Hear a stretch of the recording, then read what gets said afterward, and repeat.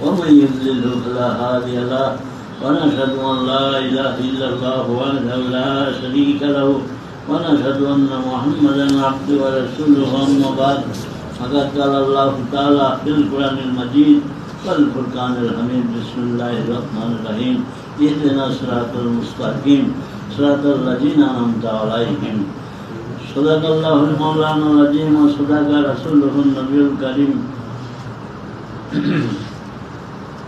أما بعد আজ আমরা যে অনুষ্ঠানে উপস্থিত হয়েছি এই অনুষ্ঠানটা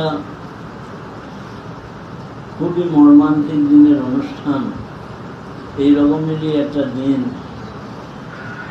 গিয়েছিল যেদিনে হযরত আলী করমুল্লাহ ওয়াজহু তিনি বিদায় নিয়েছিলেন আমাদের কাছ থেকে। 18ই রমজান ফজরের নামাজের সময় তিনি নামাজের ইমামতি করেছিলেন। আর সেই সময়ে ইবনে মালজাম বলে একজন বিশ্বাসঘাতক তিনি হুজুর যে উপরে তলোয়ার চালিয়েছিলেন সেই কিরাত করা অবস্থাতে। আর সেই সময়টি তিনি বিশেষভাবে আহত হয়ে যান, যার ফলে 18, 19, 21 রমজান তিনি আমাদের কাছ থেকে বিদায় নেন।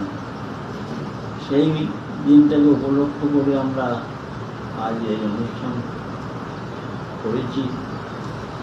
হযরত আলী করমুল্লাহ ওয়াজহুর প্রশংসা তিনি কি বলবো, আল্লাহর রাসূল নিজেই বলেছেন আনা মিন আলীন ও আলী মিন্নি, আমি আলী থেকে আর আলী আমার থেকে।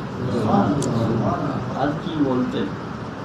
তাহলে সেই হযরত আলী করমুল্লাহ ওয়াজহু যিনি এই দিনকে সব থেকে বড় উচ্চ মর্যাদার স্থানে নিয়ে এসেছিলেন, তিনি ইসলামকে সম্পূর্ণভাবে পরেশগারী তাকওয়া দিয়ে তিনি ভরিয়ে দিয়েছিলেন এবং মানুষের কাছে পৌঁছিয়ে দিয়েছিলেন ইসলামের পরেশগারিতা, ইসলাম কী জিনিস।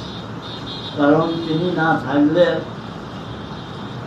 ইসলাম আজ এতদূর পর্যন্ত হয়তো অগ্রসর হতো কিনা সন্দেহ।